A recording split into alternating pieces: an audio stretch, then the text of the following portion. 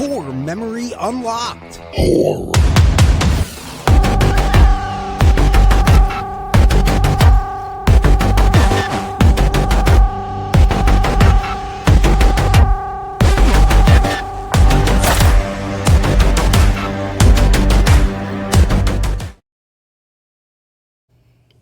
Welcome back to a brand new Core Memory Unlocked. We are the Springwood Slashers ourselves, Zach Hilton and Jim. Hey, every town has a Pooh Street. I fucking love you. I'll go with I love you. And you can get more of that comedy when you follow him on Twitter or X, whatever you call it. Enter the Pooniverse. We have a big one for you today. We have talked the original Nightmare. We have talked Nightmare 2. And now it's time to move on to the beloved A Nightmare on Elm Street 3, Dream Warriors. What a cover. Look, and I just want to start with that, especially with this one, the poster for this. Jim, from this moment on, and I would say the original, I think 2 was a little lackluster, but from the original, skip 2, 3 on, the poster artwork for A Nightmare on Elm Street is really solid. What do you Yeah, they do really well with their posters. I mean, they get copied. I mean, I'm surprised you're not wearing your Stranger Things shirt. Yours is what? The Warriors, but says Dream Warriors? Yeah. That's sick. I mean, honestly, that's sick. God damn it. I should have worn mine. Stand by.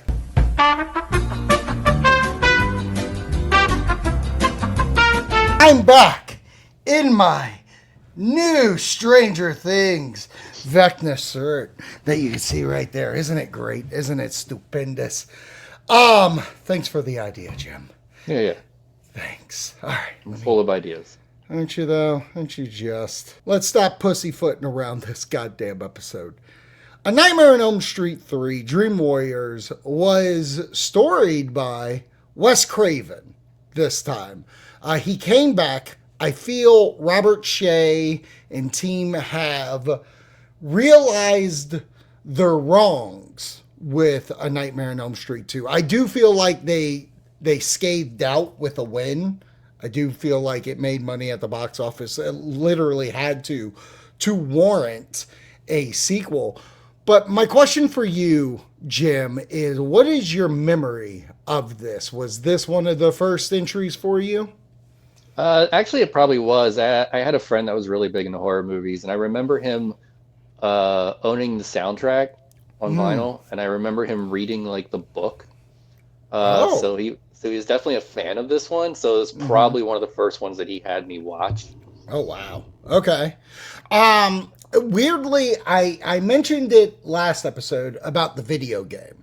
And there's a lot of usage from this movie in that video game, like the gnarly Freddy head. I feel like you're playing the kids granted you're in Elm Street, but I feel like you're playing as a Dream Warrior. For me, I think this might be the second or third movie for me. Weirdly, I think Freddy's Dead's my first actual viewing movie. And then I go backwards. I've always... all uphill from there. But I remember the box art at Busch Gardens. I remember the box art from Blockbuster so much. Like, it's one of the gnarliest covers out there, as we've talked about earlier. But my memory of watching this one, I feel I enjoyed it more back in the day than what I actually enjoy about it now. Like, it's still top tier A Nightmare on Elm Street.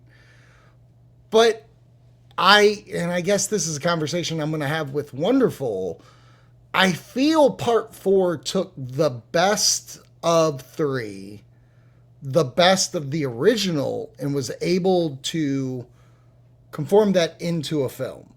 That said, that movie only runs, in my opinion, because of this movie. which has a lot going for it. And I don't know if you know a lot about it, so this question may or may not get answered.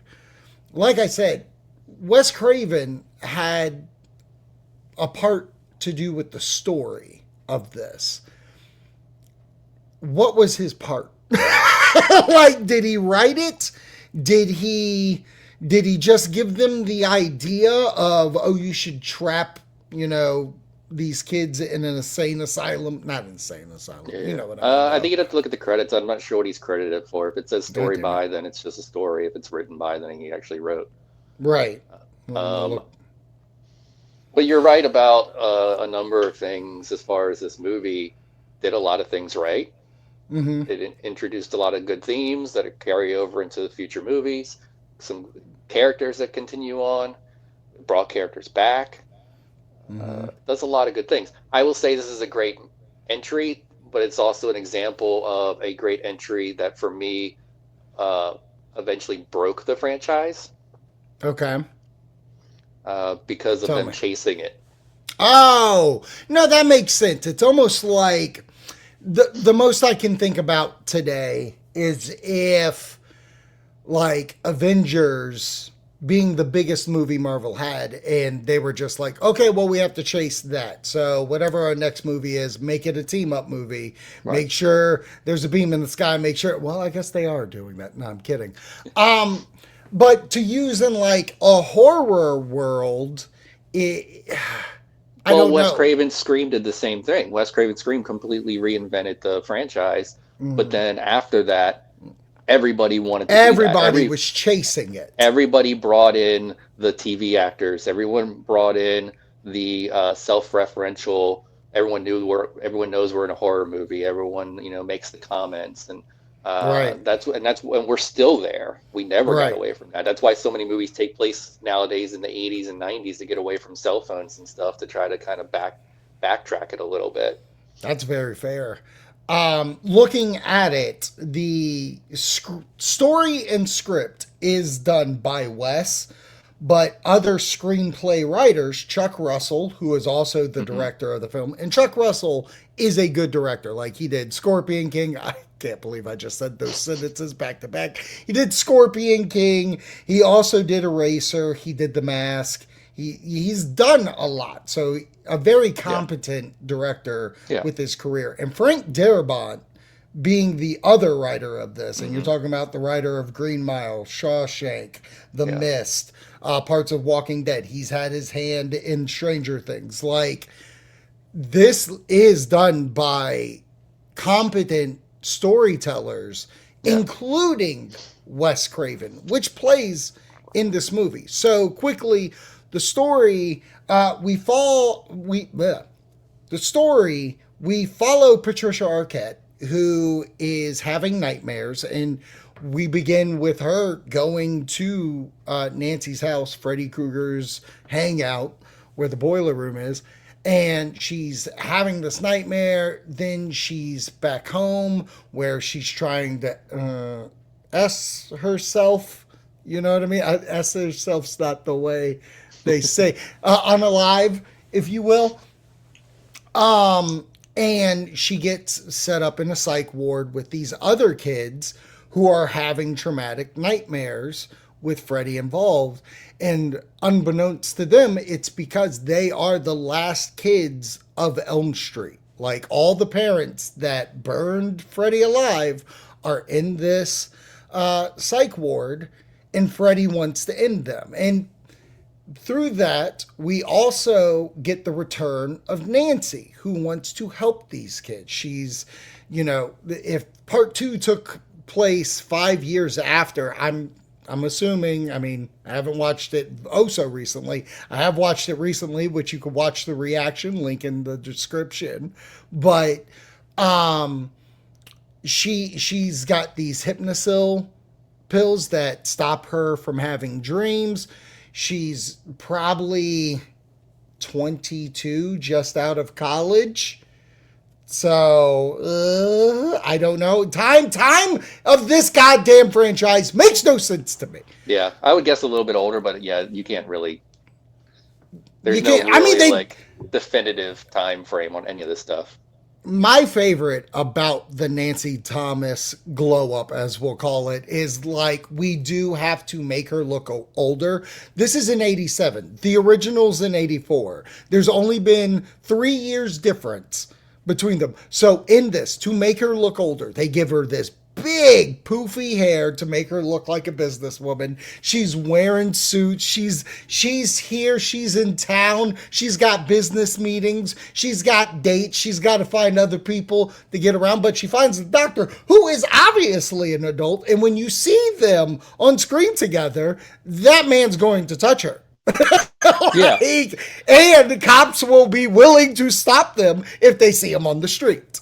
Yeah, it's a very inappropriate relationship that he starts. But the other reason why I think she's older is because it doesn't seem. I don't think she's straight out of college. I feel like she's got some sort of degree, like almost a medical type degree, which I would say would take a little bit longer.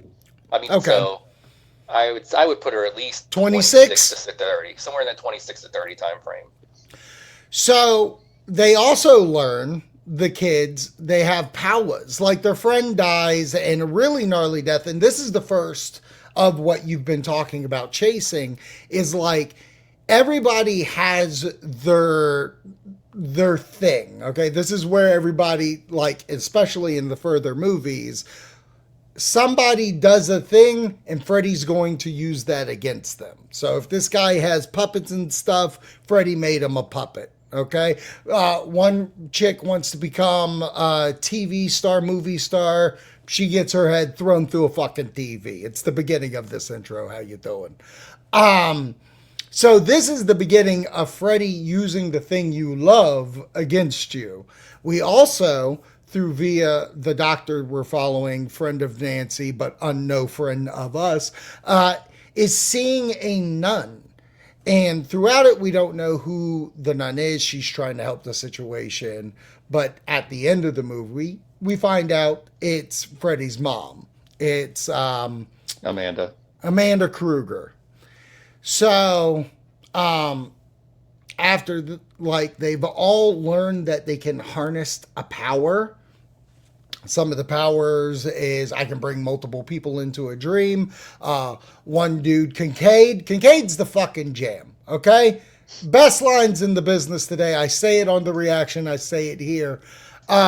He's big and strong. I don't know what the kid who can't talk, what his power was. I can't remember. He screamed. Oh, that's right, because he breaks all the the mirrors. That's right. I thought he just saw chicks naked all the time. Yeah, yeah. Well, that was his power. That's a good power. But no, he screamed like the Banshee, like Banshee. That's right. I thought he had the ability to make any woman nude in his fantasy.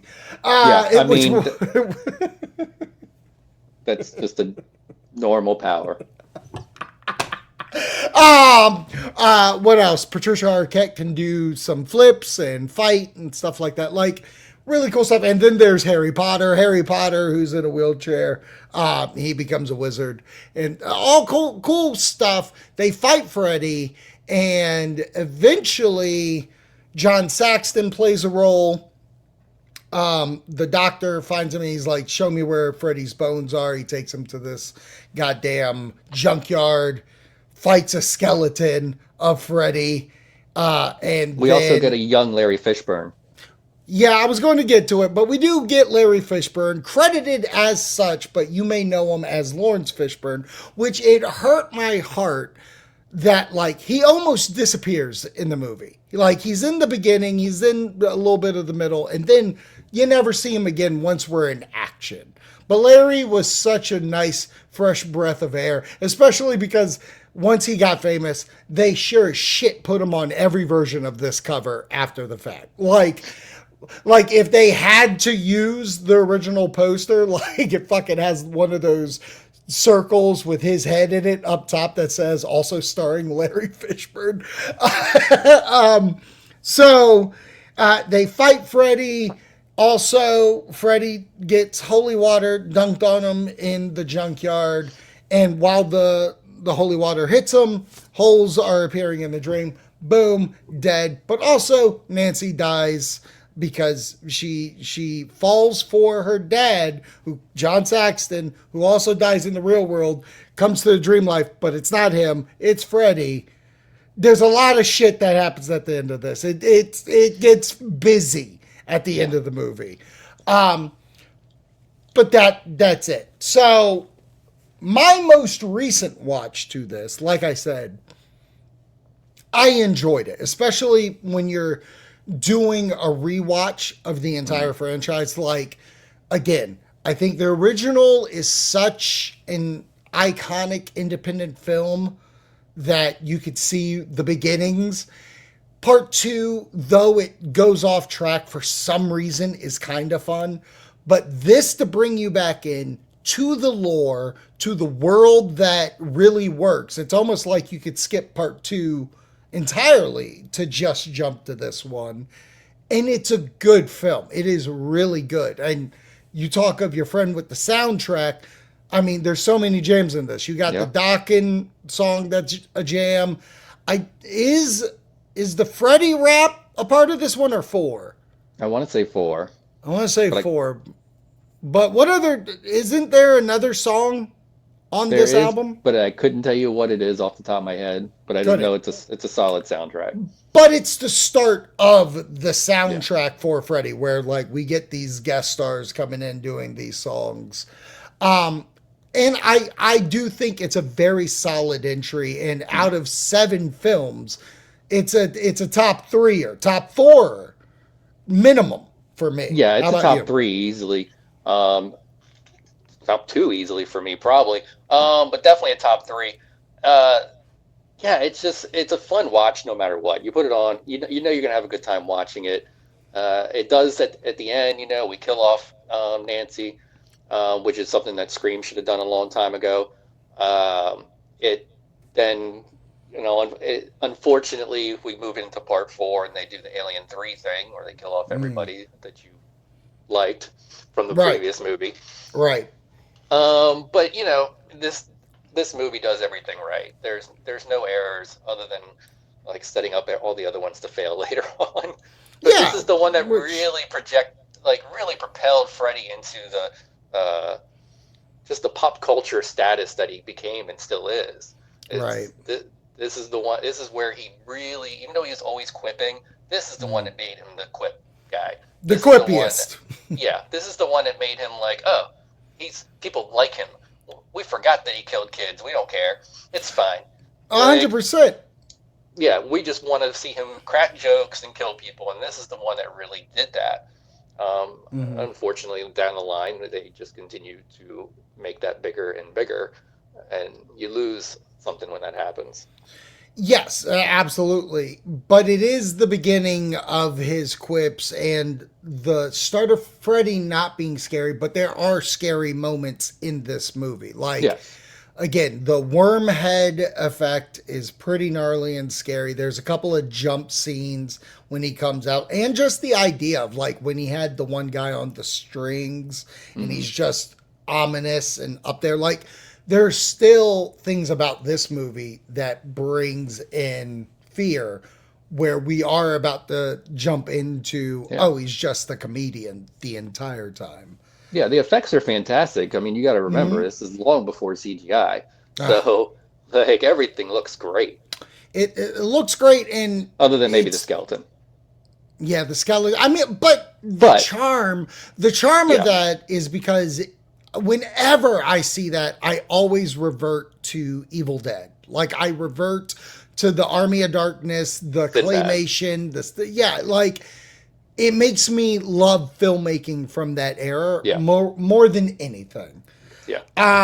Let's get into some fun facts and trivia about the movie. The iconic improvisation of the line, "Welcome to Primetime, Bitch," was completely ad-libbed by Robert Englund during the scene where Freddy kills Jennifer. And I remember hearing about this, where they made him say, he was like, just "Welcome to Primetime." And he was like, "Can I have some fun? Can I do a take of my own for it?" And he added the bitch, which obviously fits. And it's the beginning of Bitch, which is so great. And I'm so sad you're going to miss this conversation because someone took the bitch from this. And in part 4, I believe, maybe it wasn't 5, but in part 4, every other fucking line had bitch. We'll see, bitch. I know, bitch. You're gonna die, bitch. Like that it's so overused down the line, but perfect placement in this. And we'll see its heyday again down the line as well. But I do love that it was an improv line from Freddy. Again, going back to that conversation about a stuntman playing Freddy, this is why Robert Englund was meant to play this. This is Patricia Arquette's debut film. It marked the cinematic debut of the future Oscar winner Patricia Arquette, who played the lead role of Kristen and is also sister to Dewey of Scream. Yeah. I don't think I ever put that together until saying that sentence. Yeah, there's the whole family acts. What are you talking about? You got Rosanna Arquette that's out there doing a ton of stuff. Yes. You had I believe went by Alexis Arquette that was in Bride of Chucky and a few other things. Yes. Yeah. No. Yeah, but I mean, Kristen and fucking Dewey, top tiering.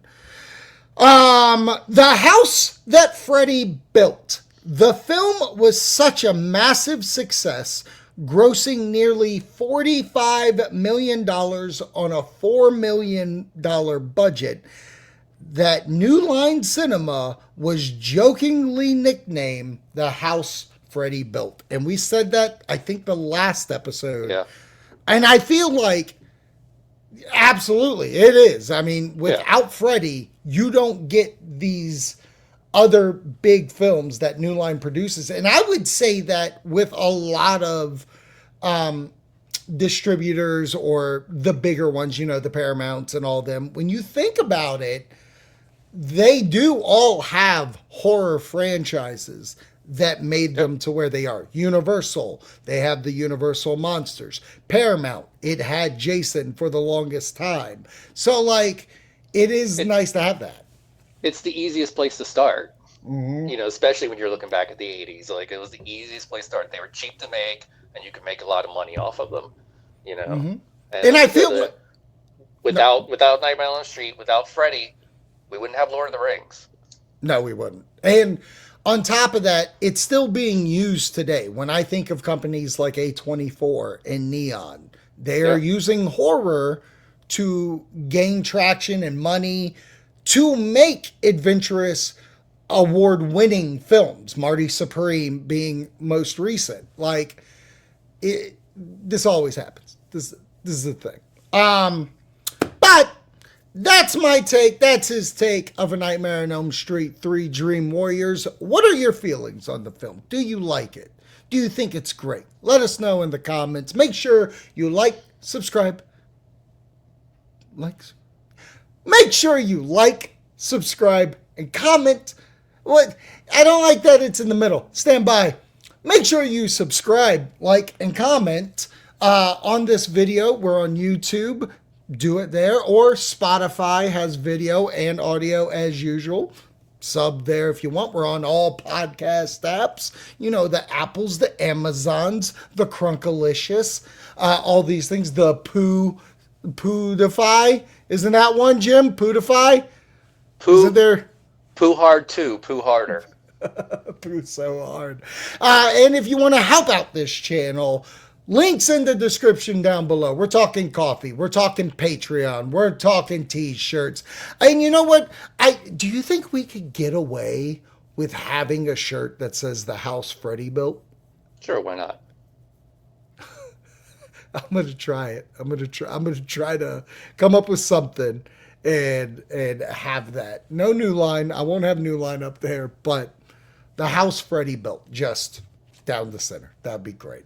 All right, we will catch you next time for Core Memory Unlocked Horror, where we talk A Nightmare on Elm Street 4, The Dream Master. Jim will be back for 5, The Dream Child. Oh, boy. All right, catch you next time.